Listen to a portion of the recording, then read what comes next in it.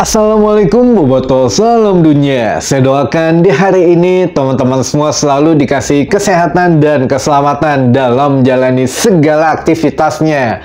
Amin. Baik Boboto, langsung kita update informasi Persib Bandung terbaru, yang mana ini ada kabar baik mungkin untuk sebagian teman-teman yang kemarin berharap Melson 5 ya diganti gitu ya. Nah, ini sudah ada ultimatum langsung dari Bojan Hodak untuk Melson 5, yang mana jika tidak ada perkembangan maka akan segera dicari penggantinya. Nah, ini untuk kabar lebih lengkapnya kita akan coba bahas di konten malam hari ini. Jadi diperhatikan baik-baik teman-teman, jangan sampai ada salah tanggap dan juga jangan sampai ya ngeburu-buruin untuk out, tapi ada tahapannya. Nah, ini kita akan ngobrolin tahapannya dulu teman-teman. Jadi sekitar 2 minggu yang lalu saya pernah membuat satu video mengenai Melson 5 yang mana akan segera dievaluasi gitu ya. Jadi ya tahapannya adalah evaluasi ini ya manajemen sudah menyatakan kepada Bojan Hodak bahwa tidak ada kata lain setelah laga ke-6. Katanya laga ke-6 berarti setelah melawan laga Persija Jakarta hari Senin mendatang. Jadi akan ada evaluasi di situ, sebetulnya bukan untuk Melson 5 saja, untuk beberapa pemain asing maupun ya sepertinya memang ada pemain lokal juga yang akan dievaluasi teman-teman setelah laga ke pekan ke-6 gitu ya, menghadapi Persija Jakarta. Nah, ini khususnya untuk beberapa pemain asing yang baru bergabung. Untuk dievaluasi ini ada tingkatannya, tapi yang paling bawah untuk levelnya adalah Melson 5. Nah, ini manajemen sudah sampaikan ke Bojan Hodak bahwa ya beberapa hari yang lalu Bojan Hodak juga mengatakan ini sudah dirilis gitu ya di media, kalau nggak di video saya sudah saya share ke teman-teman semua. Bojan Hodak mengatakan bahwa ya oke, saya akan ngomong dulu ke Melson 5. Biasanya kalau seorang striker itu agak sensitif, kenapa dia masih belum bisa mencetak gol atau ya setidaknya belum bisa bermain baik gitu ya. Nah, ternyata hari ini Bojan Hodak sudah menyatakan kembali bahwa ada beberapa pemain asing yang memang telat untuk beradaptasi, ada juga yang memang cepat untuk adaptasi di kultur sepak bola yang baru, terutama ya di Liga Indonesia ini.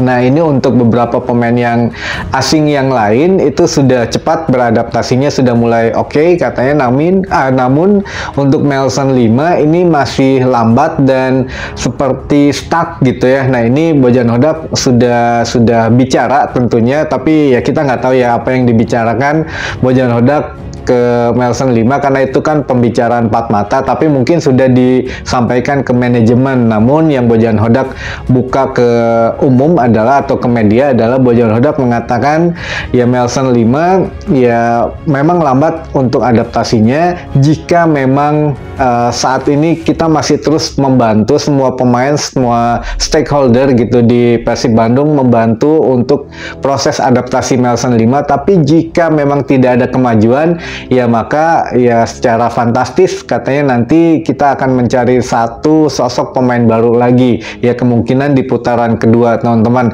Nah, ini menjadi satu hal yang sudah terjawab juga akan ya kualitas dari Melson 5. Justru yang pertama datang itu yang dielulukan bahwa Melson 5 akan gacor gitu, ternyata ya terbalik gitu ya, beberapa pemain yang tidak diharapkan justru lebih cepat beradaptasinya. Nah, ini ya gimana gitu ya, Bojan Hodak pun ya bingung sebetulnya kalau merekrut, dan ya untungnya hanya kontrak 1 tahun, jadi gampang gitu dilepasnya. 1 tahun pun pasti ada klausul kontrak yang memang menyebutkan di situ jika permainan tidak sesuai ya maka harus diterminasi atau diberhentikan atau diganti ya. Tentu ada beberapa kompensasi lah dari Persib Bandung Bandung juga untuk pemain yang tidak dilanjutkan atau diberhentikan setengah jalan gitu. Nah ini ya antara apa ya, sedih dan juga bingung juga kita sebagai bobotoh, apakah memang Bojan Hodak ya memilih pemain ini. Kan kita tahu lah sudah beberapa yang sudah lama tidak bermain, bahkan hitungan bulanan tidak bermain, dan terakhir ada juga yang sampai dari tahun 2023 sudah nggak main gitu ya.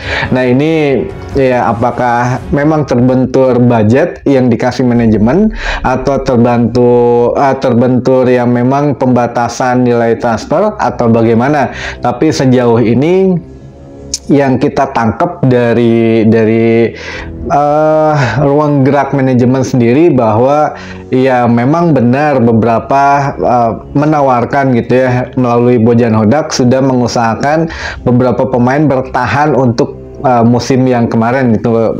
Pemain yang musim kemarin dicoba dipertahankan untuk musim ini, tapi memang terbentur beberapa pemain menolak karena ya wajar lah minta naik gaji, minta itu, tapi akhirnya tidak terpenuhi. Akhirnya ya mau nggak mau pemain-pemain yang sekarang ada di Persib Bandung itu yang sesuai budget juga teman-teman.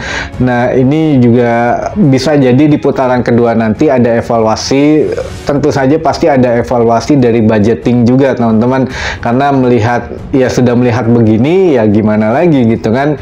Jadi pasti ada campur tangan, biasanya begitu, ada campur tangan dari petinggi Persib Bandung yang memang ya kalau memang manajemen sekarang kurang bisa nyari pemain atau negosiasi, biasanya sih ada campur tangan dari petinggi Persib Bandung atau petinggi PT PBB teman-teman.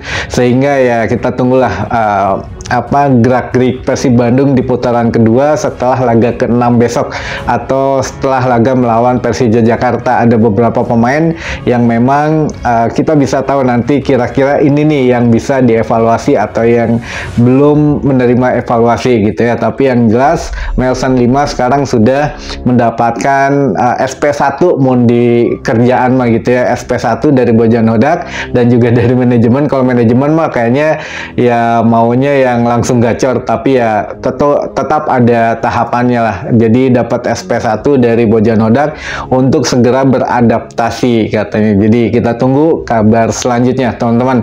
Nah ini juga mengenai pertandingan ACL 2 kemarin, ya kita semua tahu ada STY atau Sintayong yang nonton langsung di Si Jalak Harupa. Ternyata STY datang langsung itu dengan sedikit misi teman-teman, yang katanya STY ini datang hanya ingin menonton Dimas Derajat, Asnawi Mangku Alam, dan juga Edo Febriansah, tidak menyebutkan nama yang lain. Tentu ya ini menjadi tanda tanya, apakah memang benar ketiga pemain itu. Kita juga tahu kan ada Maklok di Persib Bandung, yang mana Maklok juga sampai kemarin mengatakan ya ini semua keputusan pelatih ya, mau menyimpan saya atau memainkan saya itu kewenangan pelatih.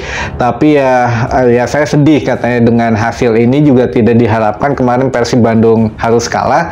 Ya semua pemain sedih, tapi ya mau gimana lagi katanya, kalaupun memang ya hasilnya seperti itu, walaupun ditonton oleh STY ya gimana lagi gitu ya. Intinya mah sedih lah untuk pemain, apalagi untuk Maklok yang memang udah makalah, dimaininnya telat gitu ya, jadi tidak bisa menunjukkan terlalu banyak skillnya ke STY. Tapi ya kita tahu lah STY tipenya yang harus pemain bugar, pemain sehat. Biasanya kalau yang udah agak sedikit-sedikit cedera itu agak diminggirkan gitu ya. Jadi ya beberapa contohnya pemain timnas kemarin, pemain yang yang abroad juga biasanya dikesampingkan kalau memang dia sedang cedera teman-teman. Ya ya kita lah, kalau kita gimana ya, apakah memang ada kemarin yang pernyataan David Da Silva juga ingin dinaturalisasi katanya, makanya STY pengen datang melihat, ternyata tidak main. Ya bisa jadi juga, tapi ini mah intermezzo saja lah. Kalaupun memang bercanda DDS ya bercandanya tapi serius gitu. Bahkan ya DDS berharap sekali ingin dinaturalisasi agar bisa bermain untuk timnas, karena kasihan katanya untuk timnas sekarang tidak ada untuk pencetak gol murni. Nah ini ya mudah-mudahan lah segera sembuh dulu menghadapi Persija, bisa bermain dulu. Yang penting gacor lagi musim ini ya, siapa tahu gitu ya, walaupun tua-tua keladi, makin tua ya semakin banyak golnya gitu, jadi bisa dilirik lah oleh timnas juga meren gitu ya. Ya kita nggak tahu untuk nasib atau masa depan seseorang, kan kita hanya mendoakan yang terbaik juga ya teman-teman. Dan mungkin terakhir ada isu kemarin yang masalah, atau tadi siang sudah kita bahas sedikit, masalah ya manajemen yang memang apa ya, anti kritik gitu. Nah ini juga ada beberapa ya supporter juga kemarin sebetulnya melontarkan kata-kata pedas ya, baik itu cacian, makian, tapi kenapa hanya satu orang saja yang ditangkap, dan kenapa juga yang dipermasalahkan ya sampai merembet ke pemain Persib juga melakukan intimidasi, baik dari manajemennya juga lalu dari stewardnya juga. Apakah tidak bisa dibicarakan baik-baik atau bagaimana? Karena ya si korban pun ya ini sebetulnya sudah setelah setelah mengeluarkan kata-kata umpatan gitu ya, dia juga pergi gitu, tapi ternyata katanya dikejar, dibuntutin oleh steward, disuruh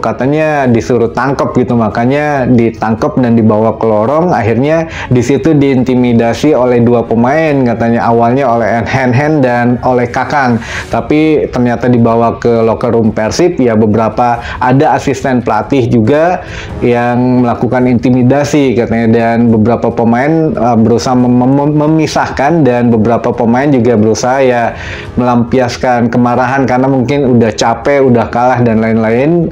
Ada kasus-kasus begini, jadi mungkin kesel ya. Intinya mah ya saling introspeksi aja lah ke depannya, manajemen juga bagaimana cara merangkul Boboto, ya nggak usah lah sampai disuruh ditangkap gitu juga, itu nggak baik. Walaupun memang dikasih sanksi ya paling sanksi teguran saja gitu ya, bukan sampai ada intimidasi ya. Ini sangat disayangkan sekali lagi teman-teman.